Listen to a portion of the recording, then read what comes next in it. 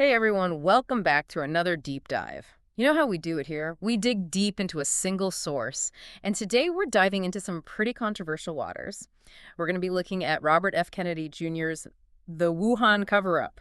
Yeah, it's a dense read. Lots of claims, some pretty shocking historical analysis. Yeah, It really tries to, connect a lot of dots between seemingly disparate events going way back. and he doesn't hold back, does he? No, he doesn't. He names institutions, governments.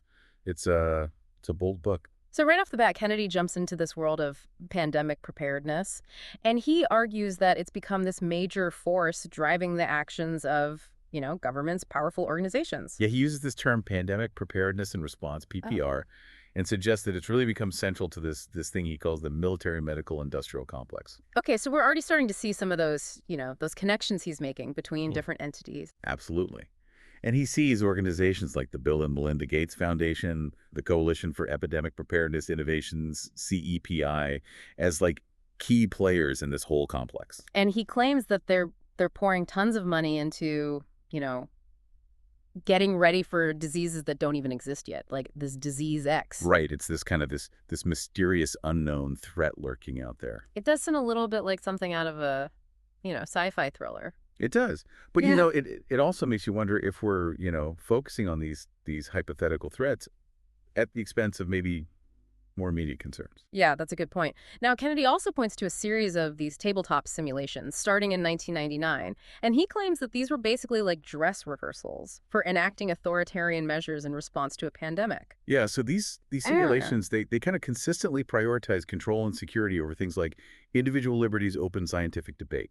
Yeah, I noticed that too. There was a big emphasis on things like, you know, limiting free speech, closing businesses, churches, schools, granting immunity to vaccine makers. It paints a pretty chilling picture, to be honest. It does.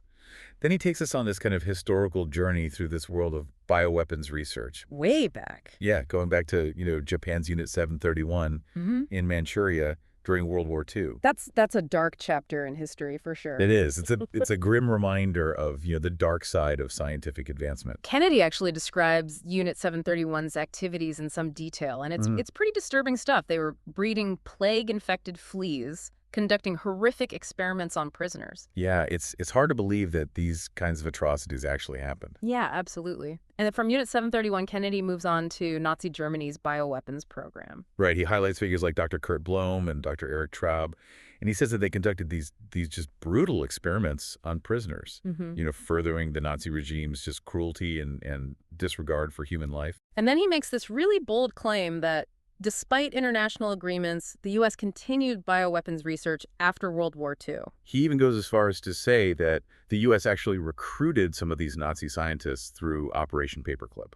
So it's like this continuation of that research even after the horrors of the war. Right. He suggests that there's this kind of troubling continuity in this pursuit of bioweapons. And he gives some examples, too. Like he talks about alleged open-air field tests conducted by the U.S. Department of Defense and the CIA. Exposing unsuspecting Americans to biological agents. And he gives this really chilling example from 1966, where he claims that the CIA actually released Bacillus subtilis niger into the New York City subway system. Over 1 million people potentially exposed to this biological agent without their knowledge or consent. That's crazy. It makes you think about, the ethics of these experiments and the potential for these unintended consequences. Absolutely. And then Kennedy also goes into the CIA's MKUltra and MK Search projects, These were those projects aimed at controlling human behavior, right? right, through mind-altering drugs, biological agents, that kind of thing. Yeah. It's a sobering thought that some of these programs might have had these long-lasting unintended consequences that we're still dealing with today. Right. And then Kennedy connects this history of bioweapons research to the world of vaccines. Interesting. Okay. Yeah. He argues that the two have been closely linked since the Cold War. Okay. I see where he's going with this. So he contends that while vaccines are often presented as a defense against bioweapons, their development can also have offensive applications. Okay. So it's a bit of a two-sided coin. Exactly. Yeah. He even suggests that vaccine research might sometimes serve as a cover for illegal bioweapons development. That's a pretty provocative claim, It is.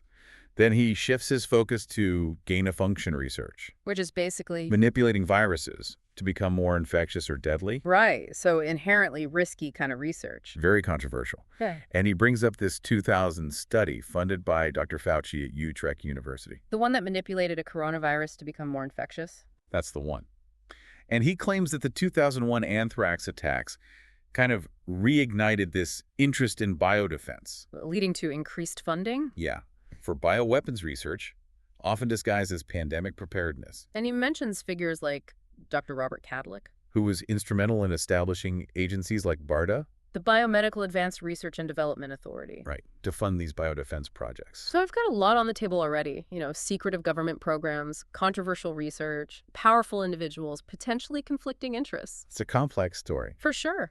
And it's important to note, this is just one side of the story. Absolutely. We need to remember that these are Kennedy's interpretations of events, and many within the scientific community would strongly disagree with his views. Absolutely. We're just trying to understand his perspective here. So let's keep digging. No. Kennedy then focuses on Dr. Fauci's alleged funding of these risky gain-of-function experiments on bird flu H5N1. He claims that these experiments aim to make the virus more transmissible among humans. This is starting to get into some pretty serious territory now. It is. And he highlights the 2014 moratorium on gain-of-function research. Which was a pause in the funding. Right. And he argues that scientists like Ralph Barrick and Mark Dennison, These are big names in the field. they were prominent figures, and they actively opposed this pause in funding. So they wanted the research to continue. They did. And Kennedy even goes so far as to suggest that a consulting firm, Griffon Scientific, was hired to kind of downplay the risks of gain-of-function research. Potentially influencing the lifting of the moratorium. It raises questions about, the role of private interests in shaping public health policies and whether financial incentives might sometimes compromise scientific objectivity. So we've got secret government programs, controversial research, powerful individuals with potentially conflicting interests. It's getting But pretty intense. It is. Where do we go from here? Well, that's a great question, because next we're going to delve into Kennedy's claims about the Wuhan Institute of Virology, the research conducted there, and the alleged connections to Dr. Fauci and EcoHealth Alliance. All right, so picking up where we left off, Kennedy really starts to dig into Dr. Fauci's alleged involvement in funding gain-of-function research at the Wuhan Institute of Virology, specifically through this group called EcoHealth Alliance, headed by Peter Daszak. This is where his narrative really zeroes in on the origins of COVID, right? Exactly. He's suggesting there's a direct connection between the research at that Wuhan lab and the outbreak of the pandemic. Okay, let's unpack that. So he cites some pretty specific examples of gain-of-function research on coronaviruses at the Wuhan lab, mentions the work of Xi Jinping, who's sometimes called the Batwoman. Right, right. He really highlights those potential dangers involved in manipulating these viruses to make them, jump to humans, essentially. And he's pretty critical of the oversight from the NIH, too. Oh, yeah, the National Institutes of Health. He claims they didn't really have a clear understanding of what was actually happening at that lab. Interesting. And then he points to this 2016 statement by Daszak, the head of EcoHealth Alliance, where he talks about creating killer SARS-like coronaviruses. Oh. Right. And Kennedy argues that this statement totally contradicts Fauci's claims about the nature of the research that was going on. Like they were saying it was harmless, basically. Yeah, much less risky. And then to make matters even worse, Kennedy accuses Fauci and others involved in this research of deliberately concealing information and obstructing investigations into the origins of COVID. So a full-blown cover-up. That's his allegation. And it's a serious one. It's fueled a lot of debate and distrust. But it's important to remember these are allegations, not proven facts. Right. Of course, we're just laying out what Kennedy is arguing in his book. Exactly. Yeah. So we've got this web of research funding, potential cover-ups. Who else does Kennedy bring into this? Well, he shines the spotlight on Sir Jeremy Farrar. Ah, yes, a prominent figure in global health. He was the director of the Wellcome Trust, a major funder of health research. And Kennedy claims that Farrar was instrumental in promoting the natural origin narrative for COVID. Right, while actively trying to suppress the lab leak theory. So working against, any suggestion that it came from a lab. Exactly. And he paints a picture of Farrar as someone who may have known about the potential lab origin early on, but chose to hide this information. Okay, so almost like a deliberate misinformation campaign. That's the suggestion. And he highlights Farrar's close ties to Chinese scientists, including George Gao, and his support for China's really strict lockdown policies. Yeah, I remember those were pretty intense. Oh, absolutely. And Kennedy suggests that these connections raise questions about potential conflicts of interest. Right, like whose interests was he really serving? Exactly. And then he even claims that Farrar collaborated with Fauci and Christian Anderson. Who's that? He's a virologist who initially supported the lab leak theory, but then kind of changed his stance. Ah, wow. So went from one side to the other. Yeah, and Kennedy suggests that they worked together to manipulate the scientific narrative and discredit the idea that the virus came from a lab. So actively trying to control the information that was getting out there. Exactly. And these are serious allegations. They really underscore the importance of transparency and independent verification when it comes to this kind of sensitive scientific research, Yeah. especially when it has global implications like this. Absolutely. All right, so we've got government agencies, international organizations, prominent scientists, allegations of cover-ups. It's a lot to keep track of. But that's the nature of Kennedy's book. He weaves together a lot of information, drawing connections between individuals and events to build his case. So just to recap, Kennedy's laying out this scenario where risky gain-of-function research, potentially funded by U.S. agencies, conducted in a lab with maybe inadequate safety protocols, might have accidentally or perhaps intentionally created the virus that caused the pandemic.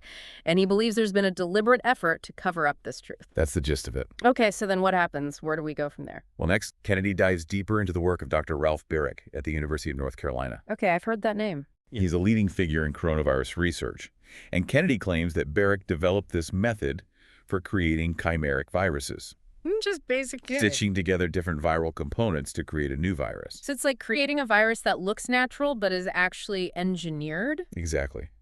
And he argues that this method, which Baric called no-see, could be used to obscure the origins of a virus, make it look like it emerged naturally from the wild. That's pretty scary. It is.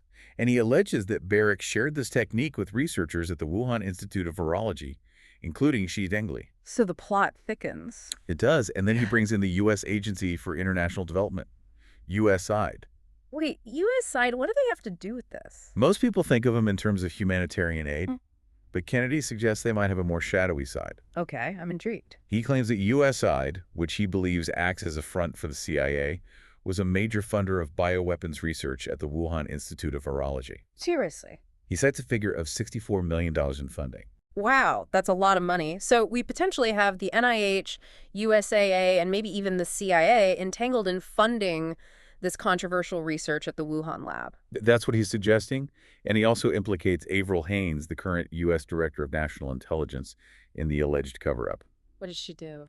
He claims that when President Biden asked the intelligence community to investigate the origins of COVID, Haines produced a report that declared the origins an unsolvable mystery, basically shutting down any further inquiry. So a dead end.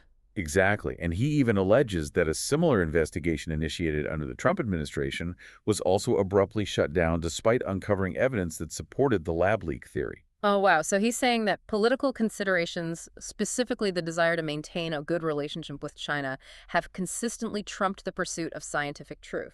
That's his argument, and he uses the case of Xi Zhengli, the Batwoman from the Wuhan lab, to further illustrate his point. She's the one who was collecting those bat coronaviruses, right? Yeah, and Kennedy points to her published research, which describes experiments that made coronaviruses more infectious to humans. So gain of function. Exactly, and he argues that this research contradicts claims by Fauci and others that no gain-of-function research was being conducted at the Wuhan lab. So it sounds like there's some pretty clear evidence to the contrary. That's what Kennedy's saying. And then he highlights the lack of transparency and accountability surrounding the research at the Wuhan lab. Right, there were those questions about the lab notebooks and data. Yeah, he says that when the NIH finally demanded EcoHealth Alliance to hand over that information, Daszak claimed that the Chinese were refusing to share it. So a missing piece of the puzzle. Right, and that lack of transparency feeds into his overall narrative of a cover-up. And then he delves into this controversial proposal that Daszak submitted to DARPA, the Defense Advanced Research Projects Agency, in 2018. What was that all about?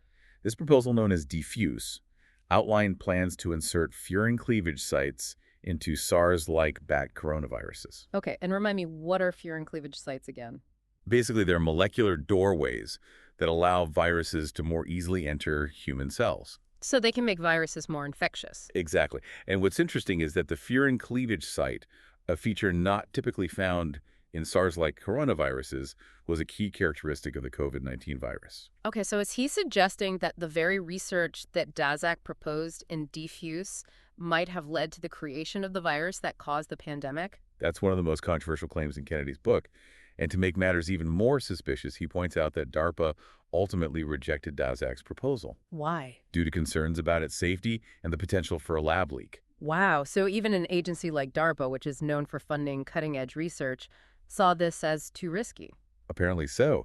And then Kennedy also highlights this peculiar 19 nucleotide sequence in the genetic code of COVID-19 that codes for the furin cleavage site. Okay. He argues that this sequence is unlike anything found in naturally occurring coronaviruses, and it bears the hallmarks of laboratory manipulation. So this is evidence that the virus was engineered. That's his interpretation. He believes this genetic anomaly is a smoking gun. Wow, so we've got this complex web of research funding, potential cover-ups, and now even genetic evidence that he believes points towards a lab origin. It's a lot to take in. It is. Where do we go from here? It's like a movie plot. Well, in the next part, we'll explore Kennedy's views on the response to the pandemic, his critiques of the lockdown policies, and his concerns about the influence of individuals like Bill Gates and organizations like the World Health Organization. Okay, so we've got Kennedy's take on the origins of COVID, the research, the alleged cover-ups, and the players involved. But he doesn't stop there, does he? No, he definitely doesn't. He goes on to really critique the response to the pandemic. And he's pretty critical of the measures that were taken. He is, especially those lockdowns. He argues that they were a massive overreaction. Caused more harm than good. Yeah, he points to those devastating economic consequences, the psychological toll and people disruption of education, healthcare, you name it. Yeah, and he argues that the lockdowns were based on flawed modeling and this misunderstanding of the virus's actual lethality He even suggests that they were part of this bigger agenda. to increase social control and erode individual liberties. Right. That ties into his whole skepticism of centralized authority and his belief that governments often use crises to just expand their power. Yeah, he's definitely not a fan of big government. Nope. And he's also very critical of what he calls the pandemic industrial complex. What exactly does he mean by that? He's talking about that network of pharmaceutical companies, government agencies, influential philanthropists Who he believes benefit from keeping us in a state of fear and dependence? on their products and solutions. Okay. Exactly. He sees this complex as profiting from the pandemic. So there's a whole industry that benefits from keeping us panicked about pandemics. That's his argument.